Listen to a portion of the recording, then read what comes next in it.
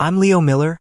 I'm 34 years old, and my own parents sued me for $350,000 for the crime of refusing to pay my older brother's mortgage. Before I tell you about the one question the judge asked that blew their entire case apart in front of everyone, do me a quick favor and let me know where you're watching from in the comments below. It's always amazing to see how far these stories travel. It all started on a Tuesday, a completely unremarkable gray sky Tuesday. I'd just gotten home from work, my mind still debugging a stubborn piece of code, and was sorting through the mail on my kitchen counter. Bills, junk mail, a coupon for a pizza place I never order from. And then I saw it. A thick 9x12 manila envelope. Felt heavy, official. My name and address were typed out. No return address, just a postmark from the city courthouse. My heart gave a little thump. Jury duty? A traffic ticket I'd forgotten about? I slid it open with my thumb, my stomach tightening for reasons I couldn't yet explain. Inside, a sheaf of papers was held together by a thick metal clip. The top page had a seal, and bold letters that screamed at me from across the room. Civil summons. I felt a cold dread wash over me. I've never been in trouble. I pay my taxes, I drive the speed limit, I'm the guy who returns his shopping cart to the little corral in the parking lot. Who on earth would be suing me? I scanned the document, my eyes jumping around the dense legal text. Plaintiff, defendant. My eyes landed on my name next to defendant. Then I looked up to see who the plaintiff was. My blood ran cold. It wasn't a stranger. It wasn't a corporation or some disgruntled client. The names listed were George Miller and Helen Miller. My father and my mother. I had to read it 3 times to believe it. My hands started to shake, the papers trembling. It wasn't a mistake. There it was in black and white. Amount of claim, $350,000. Reason for lawsuit, reimbursement for financial and emotional support provided during upbringing. I sank onto a kitchen stool, the papers rattling against the granite countertop. Felt like a punch to the gut, like the air had been sucked out of the room. $350,000. For raising me. It was absurd. It was insane. It was them. It was so perfectly them. And as I sat there, under the hum of the refrigerator, staring at the legal declaration of war from my own parents, my mind didn't flash to a lawyer or a defense. It flashed to a moment, standing in the middle of a packed courtroom, the judge peering down at me over her spectacles, just before she delivered a verdict that would change everything. To understand how I ended up there, facing the very people who brought me into this world, we have to go back 6 months. Back to the day my brother, the golden child, lost everything. To understand my family, you have to understand the dynamic between me and my older brother, Ethan. It wasn't a rivalry, because a rivalry implies that both sides are actually competing. In our family, the winner was declared before the game even started. Ethan was the golden child, the firstborn, the one who could do no wrong. I was the other one, the responsible one, the quiet one. Ethan was the sun. I was the planet that quietly orbited him, useful for my gravitational pull but never the center of the solar system. He was charming, popular, and had a way of making everything look easy. He got the lead in the school play, he was the quarterback for a season, and every one of his achievements was framed and mounted on the living room wall. My report cards, with their straight A's, were glanced at, given a nod of approval, and then placed in a drawer. "That's nice, Leo," my mom would say, before turning back to a story about Ethan's latest social conquest. I learned early on that if I wanted something, I had to get it myself. I'll never forget when I was 12. I wanted a new bike more than anything. Not just any bike, a specific 10-speed I'd seen in a catalog. I did chores for neighbors all summer. Mowing lawns, pulling weeds, walking dogs. I saved every single dollar in a shoebox under my bed. The day I finally had enough, I walked to the bike shop, cash in hand, and bought it myself. I was so proud, I could barely stand it. I rode it home, beaming, and parked it in the garage next to Ethan's perfectly good, but slightly older, bike. The next weekend, Ethan decided he wanted a new bike too. He didn't save. He didn't work. He just mentioned it to my dad at dinner. On Saturday, my dad came home with a brand new, top-of-the-line mountain bike strapped to the roof of his car. It was twice as expensive as mine. When I asked my mom why, she just ruffled my hair and said, "Oh, honey, you're so good at saving. Ethan just isn't. We have to help him out a little." That was the logic I grew up with. My independence wasn't seen as a strength. It was seen as a reason to ignore me. My responsible nature meant I didn't need their help, so they were free to pour all their resources, time, money, attention, into Ethan. I put myself through college with a combination of scholarships and student loans, working part-time jobs the entire time. They paid for Ethan's state university tuition, of course. When my car broke down, I learned how to fix it from YouTube videos. When Ethan got a flat tire, he called Dad, who would drop everything to come and change it for him. I built a successful career as a software engineer. I was careful with my money, maxing out my 401k, building up a healthy savings account, and paying off my college loans years ahead of schedule. I didn't have debts. I had a plan. My parents saw my financial stability not as something to be proud of, but as a resource. A family resource that was just sitting there waiting to be tapped. And for years, that's how it was.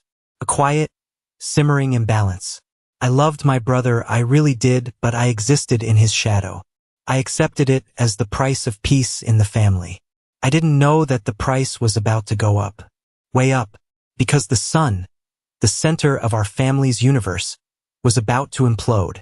Ethan's perfect life began to unravel on a rainy Wednesday in April. He had it all, or so it seemed. A beautiful wife, Sarah, 2 great kids, Liam and Noah, a management position at a respectable company, and a nice suburban house with a 2-car garage. He was living the dream my parents had always envisioned for him. The first crack appeared when his wife, Sarah, found the text messages. It wasn't a one-time mistake. It was a full-blown affair he'd been carrying on for months with a woman from his office. Sarah was devastated, but she wasn't weak. The discovery didn't just break her heart. It broke the spell Ethan had on everyone. Within a week, she had filed for divorce. The fallout was brutal and swift. Ethan, who had never faced a real consequence in his life, was completely unprepared. He thought he could charm his way out of it, but Sarah was done. The divorce was messy. In their state, infidelity could impact the division of assets, and Sarah's lawyer was sharp. Ethan lost a significant portion of their shared assets. The house had to be sold.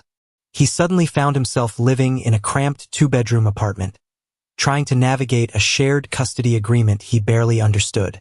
As if that wasn't enough, the stress of the divorce bled into his work. His performance tanked. He was unfocused, irritable, and missed crucial deadlines. 2 months after the divorce was finalized, he was laid off. The golden boy had fallen, and he'd fallen hard. I was the first person he called, sobbing on the phone. "I've lost everything, Leo. Everything. And despite everything, despite the years of being second best, my heart went out to him. He was my brother. I saw his pain, and I saw his 2 young sons, my nephews, who were caught in the middle of this mess. So I did what I always did. I stepped up. I went over to his apartment that night. It was a disaster. Pizza boxes were stacked on the counter. Toys were scattered everywhere. And Ethan was sitting on the couch in a wrinkled shirt, staring at nothing. He looked broken. "I don't know what to do," he whispered. "Sarah's lawyer was expensive. The rent here is insane. I have no job, no prospects. My unemployment isn't enough to cover child support and rent." I sat down next to him. "We'll figure it out," I told him. "You're not alone." I wish I could say my parents rushed in to save him, but their version of saving was different. They were great at providing emotional support for him. They'd call him multiple times a day, telling him how unfair it all was, how Sarah was being unreasonable, how his company had betrayed him. They were masters at validating his victimhood. But when it came to the practical, financial side of things, they were suddenly paralyzed. They had their own retirement to think about, they said. They were on a fixed income. So the burden, as it always did, fell silently onto my shoulders. I didn't wait to be asked. I knew he wouldn't ask, and my parents certainly wouldn't ask me directly. Not at first.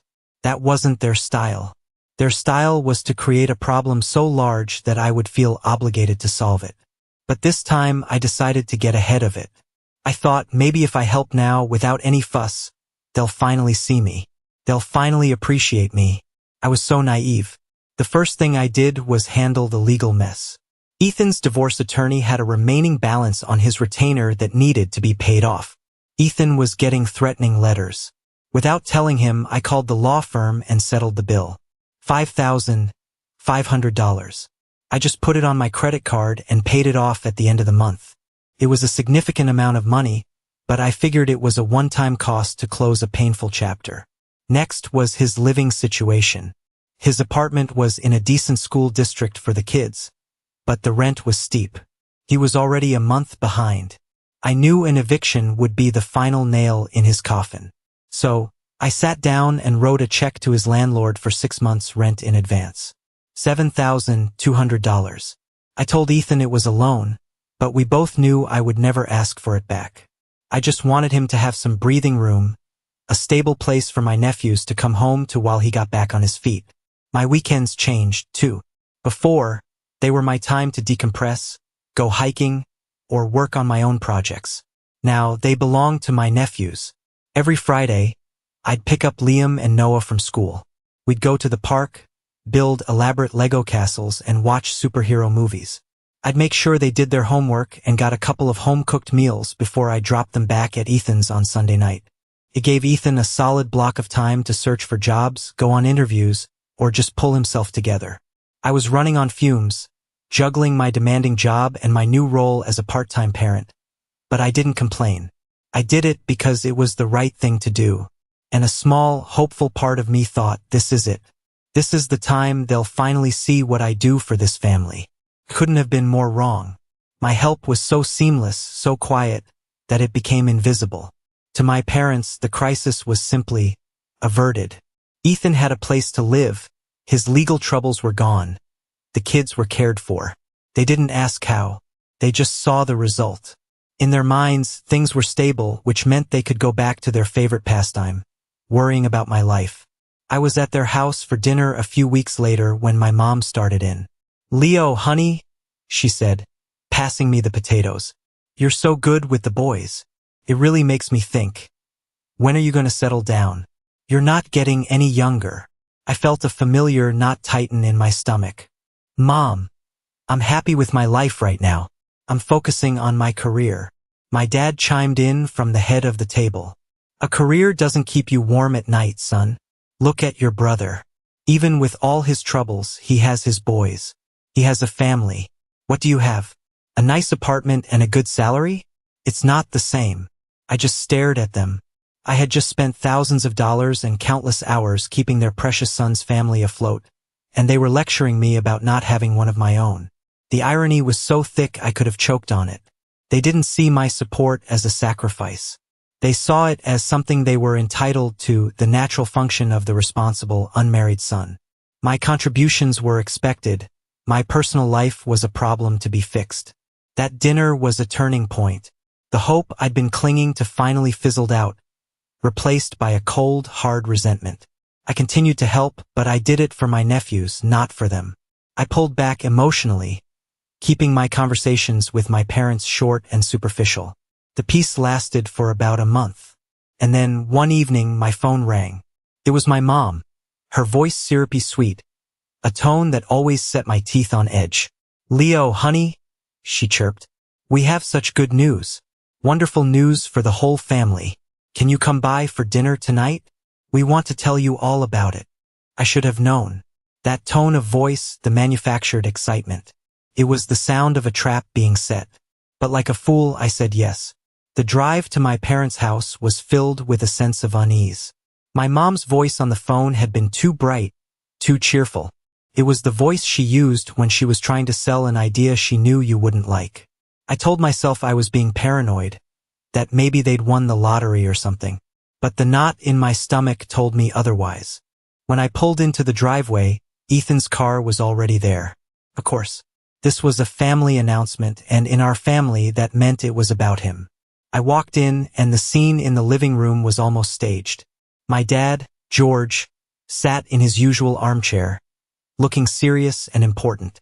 My mom, Helen, was perched on the edge of the sofa, practically vibrating with excitement. And next to her was Ethan, who had a look on his face I hadn't seen in months. A mixture of relief and smug entitlement.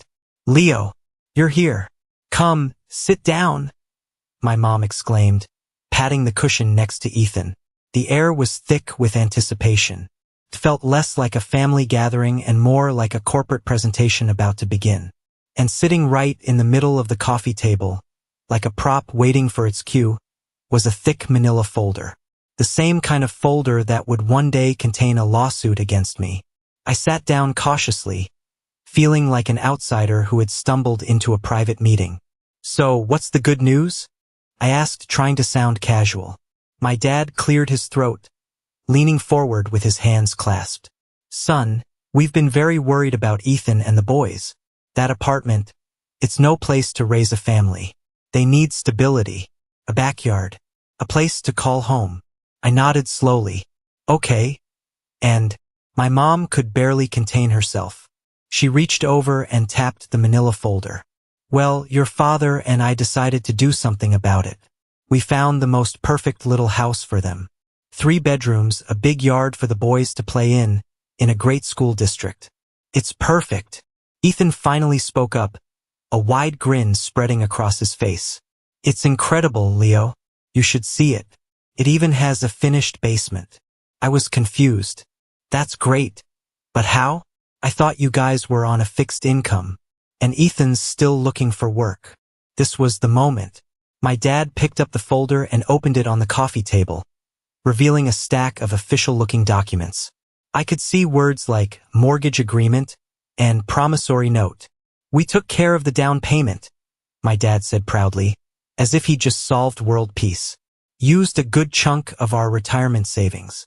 We see it as an investment in our grandchildren's future." I looked at the papers, then back at their expectant faces. Something still wasn't adding up. A down payment was one thing, but a mortgage was a 30-year commitment. There was no way Ethan could afford the monthly payments. There was no way my parents could. "I don't understand," I said, my voice quiet. "Who's going to pay the mortgage?" My mom smiled, a brilliant, terrifying smile, and placed her hand on my arm. Her touch felt like ice. "Well, that's the other part of the good news, honey," she said, her voice dropping to a conspiratorial whisper. "We all know how well you're doing. You've been so responsible, you've saved so much money. We figured, it's time you helped the family in a bigger way." She slid a single document out from the stack and pushed it across the table toward me. It was a bank transfer authorization form. The monthly payment amount was circled in red ink. My name was already typed in the payer section. My heart didn't just sink. Plummeted. This wasn't good news. This wasn't a family meeting. It was an ambush. I stared at the paper on the coffee table, the numbers swimming in front of my eyes. The monthly payment was nearly $2,000. A 30-year mortgage. They weren't asking me to help out for a few months. They were shackling me to a financial obligation for the next 3 decades. For a house that wasn't mine. For a brother who had made his own bad choices. The silence in the room was deafening. They were all watching me, their faces radiating a serene, unshakable certainty that I would, of course, agree. To them, this was a perfectly logical solution. I had the money. Ethan had the need. The equation was simple. I finally found my voice, but it came out as a choked whisper. "You're joking, right? This has to be a joke." My dad's face hardened. The jovial patriarch disappeared, replaced by the stern disciplinarian I knew all too well. "There's nothing funny about this, Leo. This is about family. This is about responsibility." "Responsibility?" I shot back, my voice gaining strength. "I've been responsible. I've been paying for Ethan's mistakes for the last 6 months. His lawyer, his rent, his kids. What do you call that?" My mom waved her hand dismissively, as if swatting away a fly. "That was temporary, dear. This is about the future.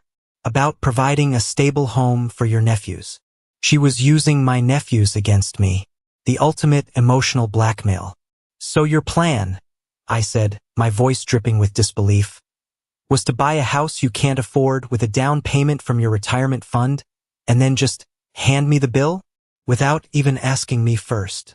We're asking you now, Ethan piped up, sounding genuinely confused as to why I wasn't thrilled. This is a good thing, Leo. It solves everything. It solves everything for you. I exploded, standing up from the couch. What about me? What about my future? My plans to buy my own house one day? My own college fund if I ever have kids? Did any of you think about that for 1 second? This is when my mom's eyes welled up with tears. It was a classic move, perfected over 30 years of emotional manipulation. How can you be so selfish? She whimpered. We raised you. We fed you, we clothed you. We gave you everything. Isn't it time you gave something back? The sheer audacity of that statement knocked the wind out of me. I had worked for everything I had. My education, my career, my savings. They hadn't given me everything. They had given everything to Ethan. My dad stood up, puffing out his chest. Your mother is right. And frankly, what do you need all that money for anyway? You don't have a wife. You don't have children. You have a great salary and no one to spend it on. Your brother has a family to support. That was it. That was the line. The moment all the years of resentment, of being overlooked and undervalued, coalesced into a single point of cold, hard clarity. They didn't see me as a person. They saw me as a wallet, an emergency fund, a resource to be exploited for the benefit of their favored son. No, I said, my voice dangerously calm. This isn't help. This is manipulation. This is theft. And I will not be a part of it. I looked at my brother, who was staring at me with a look of pure betrayal, as if I were the one being unreasonable. I looked at my parents, their faces a mixture of shock and anger. They had genuinely believed this would work. They had never considered the possibility that I would say no. The answer is no, I repeated, turning toward the door. Figure it out yourselves. I walked out, slamming the door behind me so hard the windows rattled. I got in my car, my hands shaking so badly I could barely put the key in the ignition. And as I drove away, I didn't feel relief. I felt the ominous dread of a man who had just declared war. I half expected my phone to start ringing the second I pulled out of the driveway, but it didn't. The silence was almost worse. It was the eerie calm before a storm. I got home, my mind racing, my blood boiling. I paced my apartment for an hour, replaying the conversation, each word from my parents feeling like a fresh stab of betrayal. The storm broke the next morning. It didn't start with my parents. They were smarter than that. They outsourced the initial attack. The first call was from my Aunt Carol, my mom's sister. Leo, honey, she began, her voice dripping with fake, syrupy concern. Your mother called me. She's absolutely devastated. I just don't understand. How could you be so cruel to your own brother? I tried to explain. Aunt Carol, you don't understand the situation. They bought a house and expect me to pay for it for 30 years. Oh, don't be so dramatic, she clucked. It's just money. Ethan is a single dad now. He's been through so much. And you're sitting on all that money, with no family of your own to support. What else are you going to do with it? Your parents are just trying to secure the family's future. You should be grateful they included you. Grateful.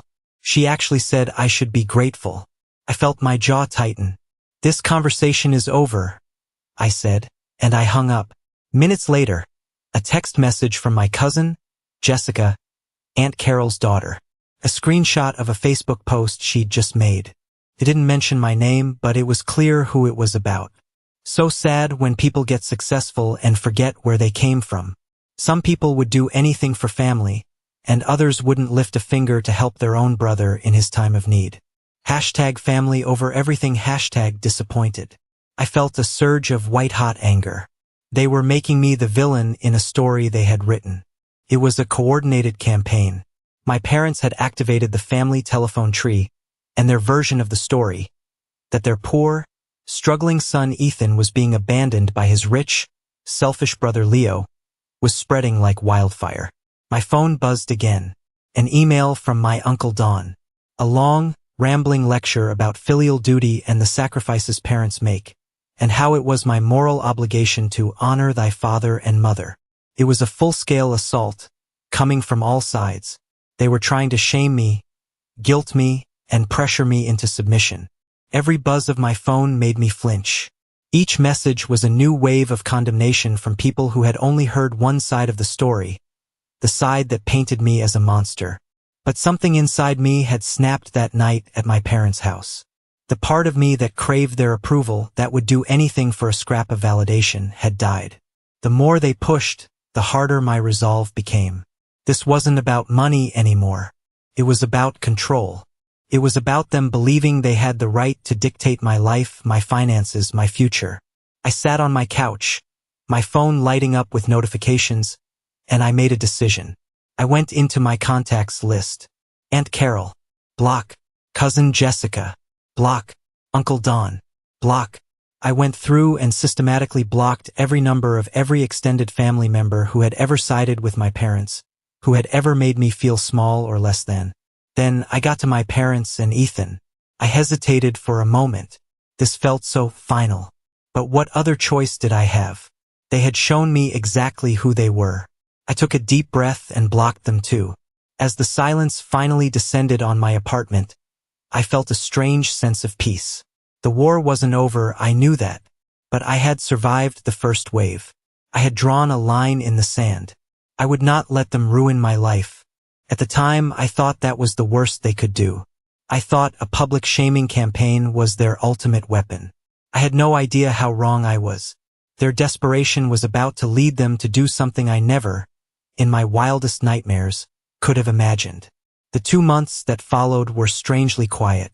The silence from my family was a relief at first, like the blessed quiet after a loud, incessant noise is finally shut off.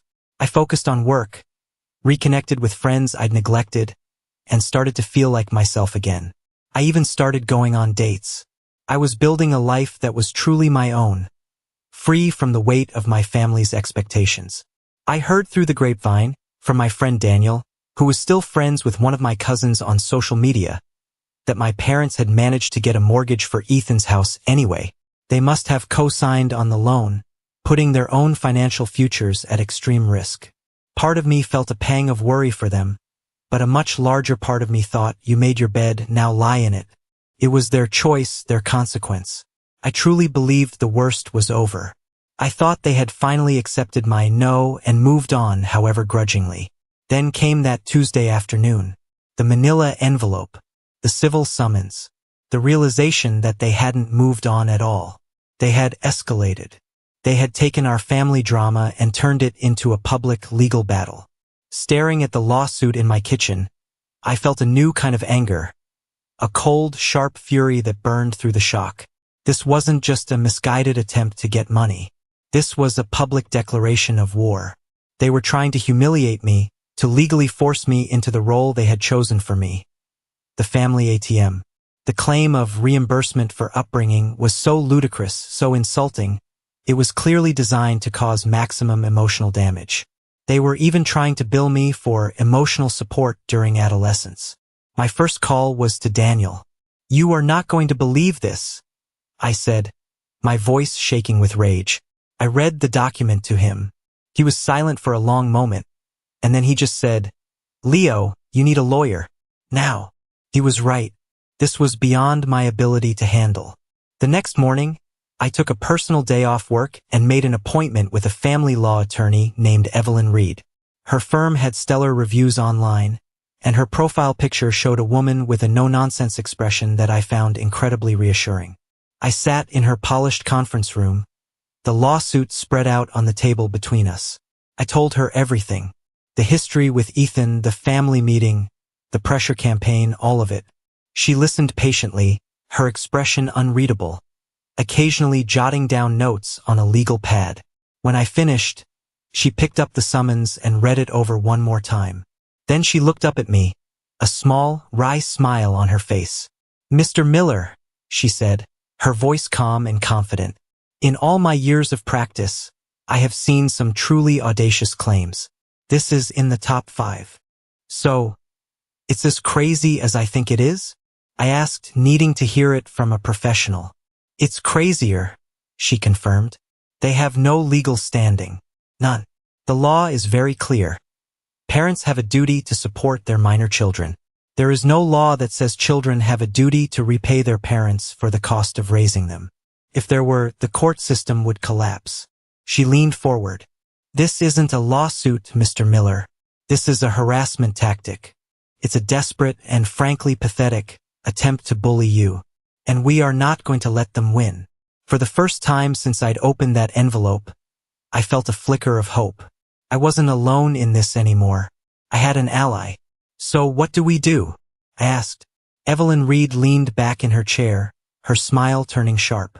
We fight back, she said. We don't just defend. We go on the offensive. They want to talk about financial support?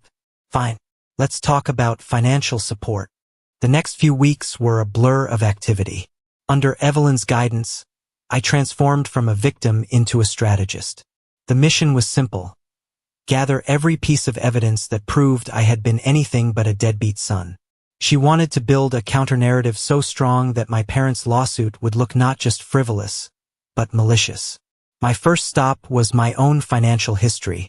I spent hours hunched over my laptop, digging through years of bank statements and credit card bills. I found the record of the $5,500 payment to Ethan's divorce attorney. I printed out the confirmation. I found the scanned image of the $7,200 check I'd written to his landlord. I printed that out, too.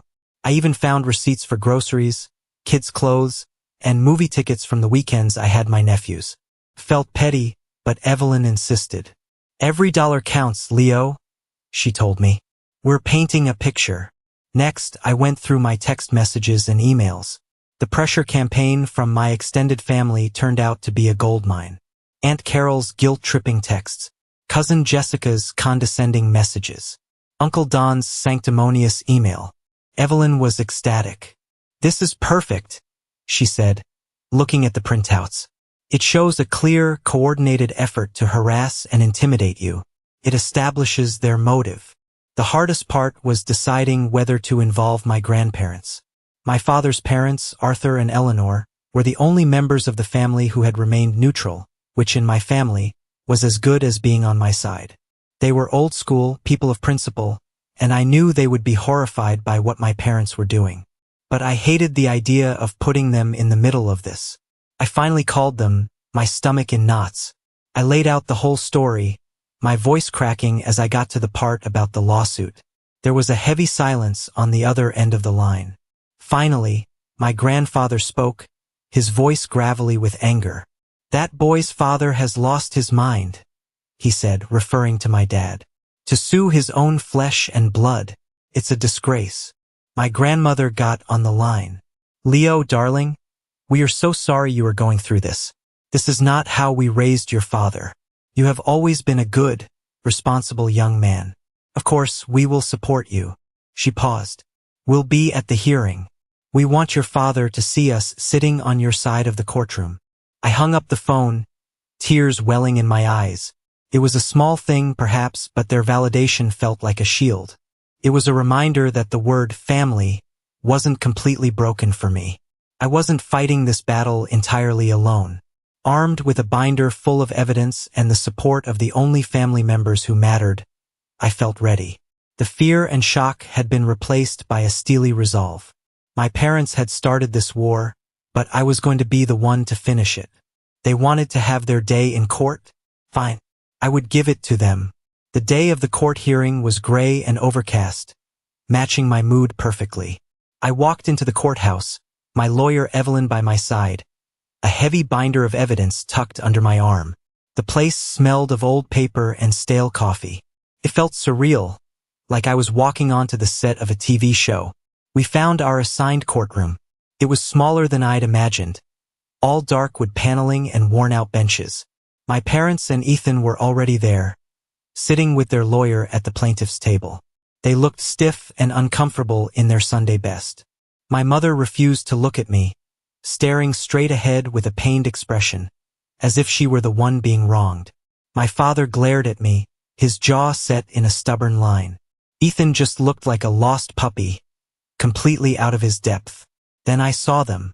In the first row of the public gallery, sitting straight and tall, were my grandparents, Arthur and Eleanor.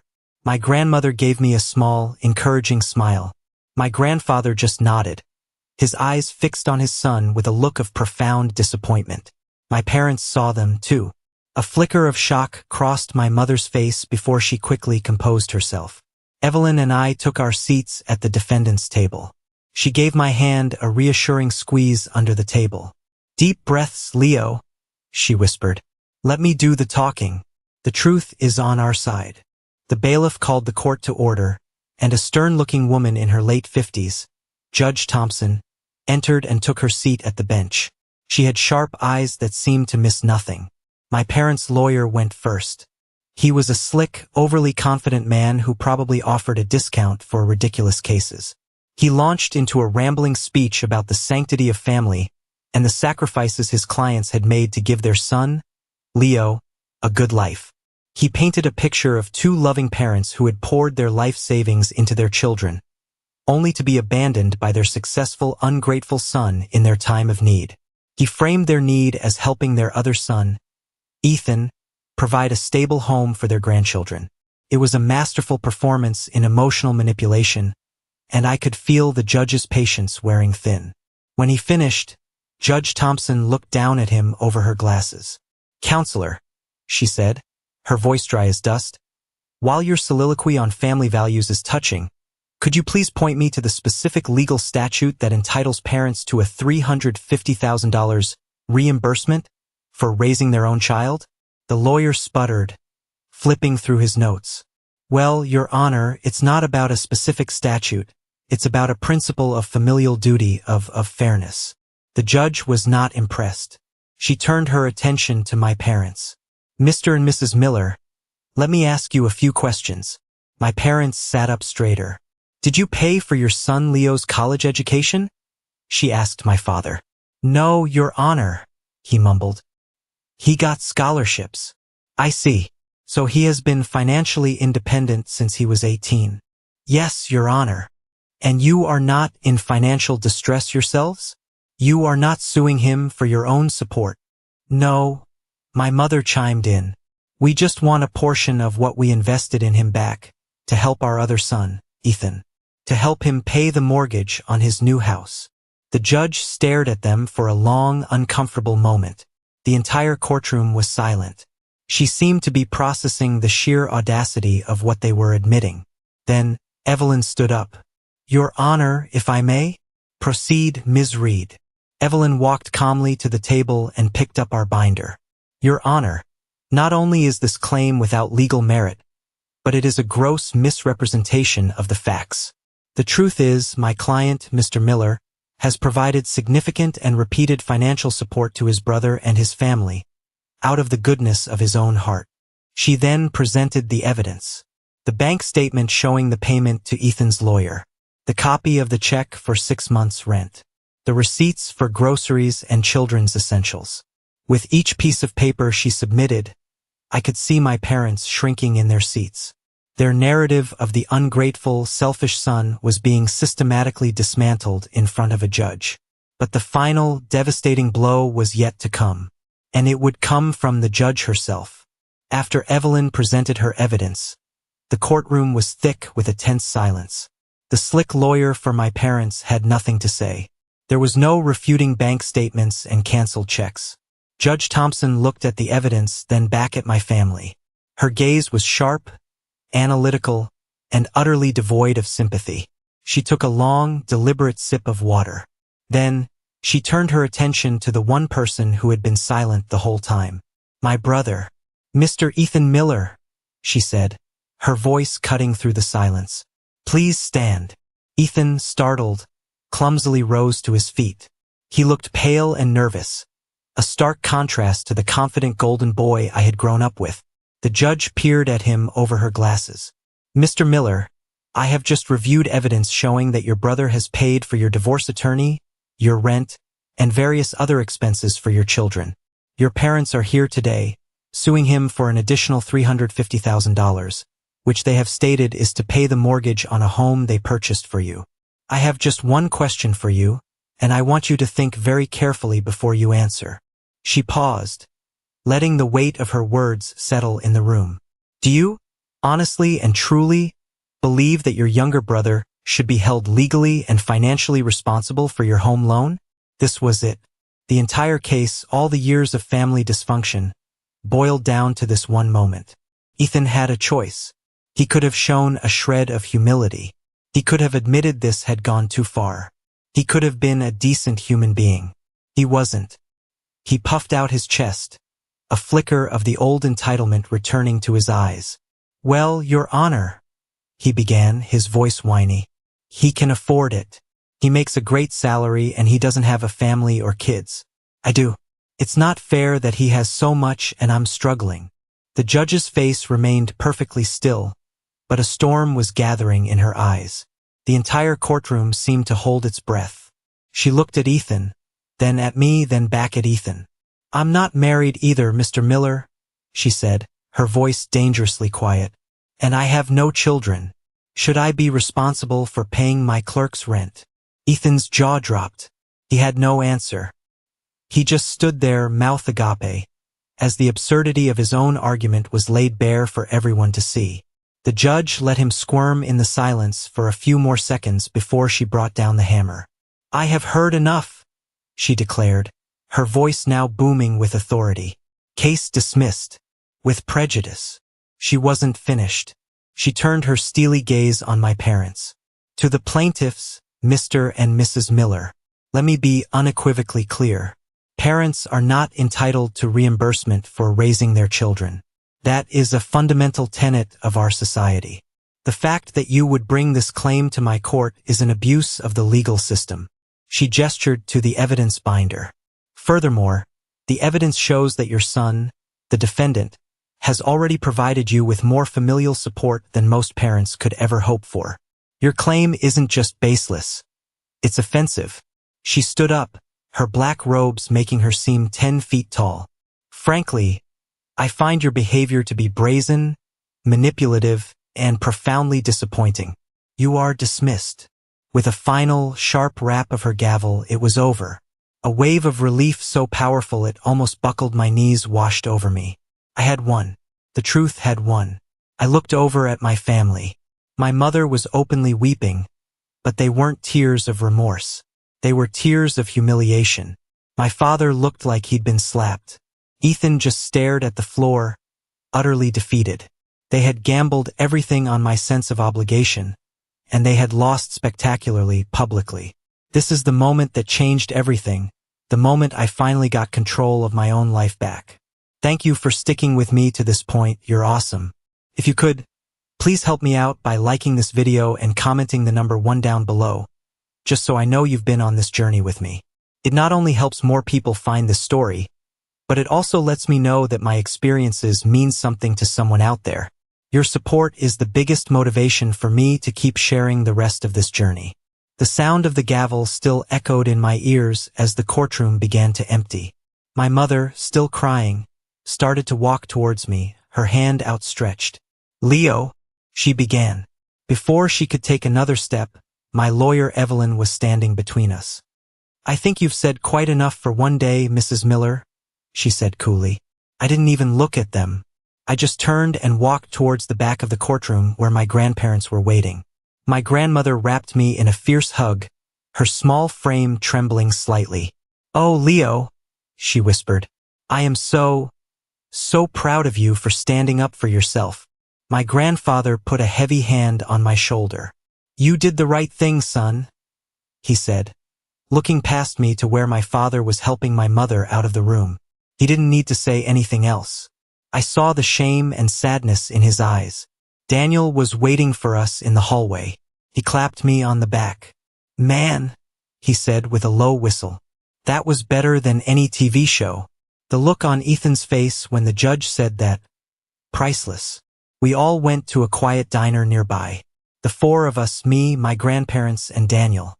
As we sat in a worn vinyl booth, eating burgers and drinking coffee, it struck me. This felt more like family than any holiday dinner or forced gathering I'd ever had with my parents. There was no agenda, no manipulation, just genuine care and support. My grandfather shook his head as he salted his fries. I don't know what happened to your father, he said, his voice heavy. We didn't raise him to be like this, to value money and appearances over his own son. It's the dynamic with Ethan, I said, finally able to put words to it. He's always needed to be the hero for Ethan, and when he couldn't be the hero financially, he tried to force me into that role. It's not your job to be anyone's hero, Leo, my grandmother said firmly, reaching across the table to pat my hand. It's your job to live your own life. We're just sorry it took something this drastic for you to finally be free to do it. We talked for hours, not just about the lawsuit, but about everything. My work, my plans for the future, Daniel's new puppy. It was normal. It was peaceful. For the first time in my life, I felt like I could just be Leo, not Ethan's responsible younger brother. As I drove home that evening, I felt a profound sense of lightness. The weight that I had been carrying on my shoulders for my entire life, the weight of their expectations, their approval, their conditional love was gone. The legal victory was satisfying, of course. But the emotional victory, the feeling of being seen and supported by the people who truly mattered, was what meant the most. I knew the road ahead wouldn't be completely smooth, but I also knew with absolute certainty that I would be okay. I had hoped, perhaps foolishly, that the public humiliation of the courtroom would be a wake-up call for my parents. I thought maybe, just maybe, they would reflect on their actions, see the damage they had caused, and perhaps even feel a shred of remorse. That hope lasted exactly 1 week. I got a call from my grandmother. Her voice was strained, laced with a weary resignation that broke my heart. Leo, she said, I thought you should hear this from me before you hear it from somewhere else. What is it, Grandma? I asked, a familiar sense of dread creeping back in. Your father and mother came over to the house this morning, she explained. They were in a state. Your mother was crying, your father was angry. They told us that because of the legal fees and the new mortgage, they were in a difficult financial position. I stayed silent, waiting for the other shoe to drop. Leo, they asked us to give them an advance on their inheritance, she said, her voice filled with disbelief. They wanted us to change our will, to give them their share of our estate now so they could pay off the mortgage on Ethan's house. I slumped against the kitchen counter, the phone pressed hard against my ear. I wasn't even surprised. I was just numb. After everything that had happened, after a judge had publicly condemned their actions, their first thought wasn't to apologize or try to mend the relationship with me. Their first thought was to find another source of money. They had simply moved on to the next bank they could try to rob. The bank of Grandma and Grandpa. What did you say? I asked, though I already knew the answer. Your grandfather told them no, she said firmly. He told them that our will and our estate are our business, and we will not be bullied or guilt-tripped into liquidating our assets to bail them out of a mess of their own making. He told them they should be ashamed of themselves for even asking. How did they take it? Not well, she sighed. Your father stormed out. Your mother just cried and said we didn't understand, that we were choosing you over them. I hung up the phone, a cold, painful realization settling deep in my bones. It was never about me. My mother's tears in the courtroom, her pleas in the hallway, they weren't for the son she had lost. They were for the money she had lost. Her grief was financial. My absence in her life was a calculated loss, but the absence of my financial support was a tragedy. That was the moment I truly let go. It was the final confirmation that their love was, and always had been, conditional. It was tied to my utility, to my willingness to play my assigned role. And now that I had refused to play that role, I was no longer of any use to them. The pain of that realization was sharp, but it was also liberating. There was no relationship left to save. There was nothing left to mourn. There was only the future, and for the first time it was entirely mine. The year after the court case was like waking up from a long, suffocating dream. With the constant hum of family drama silenced, I could finally hear my own thoughts, my own desires. The freedom was exhilarating. The first thing I did was something I had put off for years because I was always saving for a rainy day, which I now realized was code for saving for the next family crisis. I bought my own place. It wasn't a big suburban house like the one they'd bought for Ethan. It was a modern, two-bedroom condo in a vibrant part of the city, with a balcony that overlooked a park. The day I got the keys was one of the happiest days of my life. I spent the first weekend just sitting on the floor of the empty living room, drinking a beer, and soaking in the silence. It was mine, every square inch of it. I hadn't inherited it, no one had given it to me, and no one could ever try to take it away. I threw myself into making it a home. I painted the kitchen a cheerful, sunny yellow, a color my mother always hated. I bought a ridiculously comfortable couch. I even adopted a cat from a local shelter, a little gray tabby I named Gus, who quickly became the master of the apartment and my constant companion. My life found a new, peaceful rhythm. My work at the tech company was going well. Without the constant stress at home, I was more focused, more creative. My boss noticed, and I ended up getting a significant promotion that came with a nice raise. I started hiking again on the weekends. I reconnected with old college friends. Daniel and I had a standing Thursday night tradition of grabbing pizza and watching bad action movies. I visited my grandparents every other Sunday. Our relationship deepened, free from the shadow of my parents. They told me stories about their youth, about how they met, about the struggles they'd overcome. I helped them with their yard work and set up their new computer. In their quiet, unwavering support, I found the unconditional love I had always craved from my parents. I heard bits and pieces about the rest of the family. Ethan had apparently struggled to keep up with the mortgage payments. The perfect house had become an anchor around their necks. He eventually had to rent it out and move back in with my parents, along with his two sons. The big house, the symbol of their grand plan, was now just a rental property they were barely breaking even on, while the four of them were crammed back into my childhood home. The irony was not lost on me. I never felt a moment of guilt. I had given them a chance to be a family. They had thrown it away in exchange for a deed to a house. They had made their choice, and I had made mine. I chose peace. I chose sanity. I chose myself. And as I sat on my balcony with Gus purring on my lap, watching the sun set over the park, I knew I had chosen correctly. I was finally truly happy. I didn't know then that they had one last, desperate, unbelievably audacious card left to play. Just when I thought I had finally closed that chapter of my life for good, an email popped into my inbox. It had been almost a year since the court case, a year of blessed silence. I didn't recognize the address at first, but the subject line made my stomach clench. A family matter. I hesitated, my cursor hovering over the delete button. A part of me screamed not to open it, to just trash it and move on. But curiosity, that old, treacherous human impulse, got the better of me. I clicked it open. The email was from my mother. Her tone was completely devoid of the drama and emotion from our last encounters. It was brisk, practical, and utterly devoid of any self-awareness. It was as if the lawsuit, the courtroom, the judge's condemnation had never happened. It read, "Leo, I hope this email finds you well. We heard from your grandmother that you bought a new house for yourself. That's wonderful news. It must be nice to have so much space.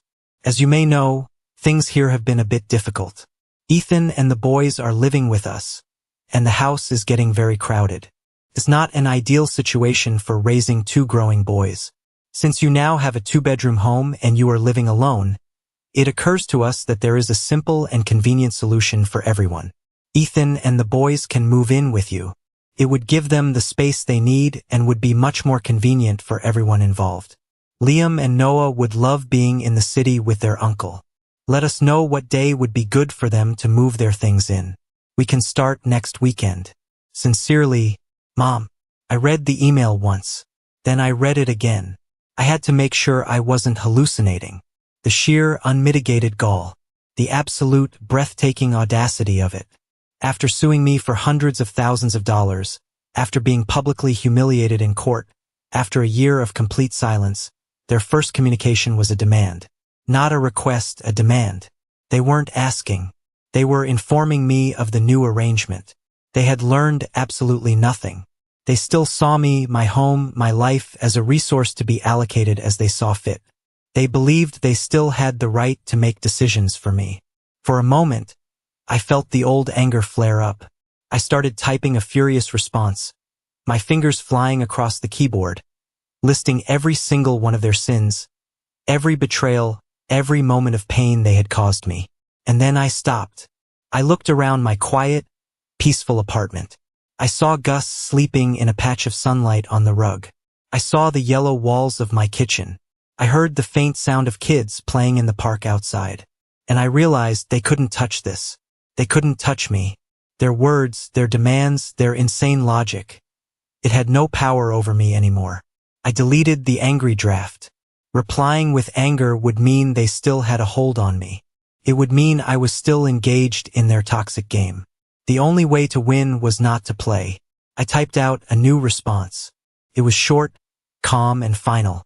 Helen, I will not be hosting Ethan or the boys. This is not open for discussion. Do not contact me again. Leo. I hit send. Then I did something I should have done a year earlier. I created a filter to send any email from her address, or any variation of my family's names, directly to the trash folder, unread. I leaned back in my chair and took a long, deep breath. A genuine smile spread across my face. It was over. For real this time. I had sent my final message. I had built my final wall. And on the other side of it was peace. It's been a few years now since that last email. True to my word, I've had no contact with my parents or my brother. I don't know if they tried to reach out again. If they did, their messages were sent into the digital void of my trash folder. The silence has been profound, and in it, I have found a level of contentment I never thought possible. Sometimes, when I'm sitting on my balcony in the evening, watching the city lights start to twinkle, I think about them. I don't feel anger anymore, or even sadness. I just feel a sense of distance, like I'm watching a movie about someone else's life. I see a family trapped in a cycle of entitlement and manipulation, unable to see beyond their own needs. I see my brother, forever a child in their eyes, never forced to truly stand on his own 2 feet. And I see my parents, who sacrificed a relationship with one son for the sake of enabling the other. They made their choices and they are living with the consequences. My life, on the other hand, has blossomed. I'm still at the same company, now leading my own team. I eventually met someone wonderful, a woman named Clara who is kind and funny and respects my boundaries as if they were the most natural thing in the world. She knows my story, and she loves me not in spite of it, but because of the strength it took to navigate it. My grandparents adore her. My relationship with my nephews, Liam and Noah, is more complicated. I send them birthday and Christmas gifts through my grandparents, making sure they know their uncle is thinking of them. I hope that when they're older, they'll understand. I hope they break the cycle. I learned a hard lesson through all of this. I learned that sometimes, the people who are supposed to love you the most can be the ones who hold you back the tightest. I learned that family is not an excuse for abuse or manipulation. And I learned that you have the right to walk away from people who consistently harm you, even if you share blood with them. The peace I have now wasn't given to me. It wasn't an inheritance or a gift. It was a choice. I had to fight for it. I had to go to war for it. I had to build it myself, brick by brick, boundary by boundary. Looking back, I wouldn't change a thing, because that struggle, as painful as it was, led me here, to this quiet moment, in this home that is truly my own, with a future that is bright and unbound. Some ties don't need mending. They need to be severed so you can finally be free. My only regret is that it took me so long to find the scissors. Thank you so much for listening to my story. I hope it resonated with you in some way. It's a strange thing to share something so personal, but I feel it's important to talk about these things. Have you ever had to make a difficult choice to protect your own peace? I'd be genuinely interested to hear about it. Please, share your story in the comments below, and don't forget to like and subscribe so you don't miss what I share next. Take care.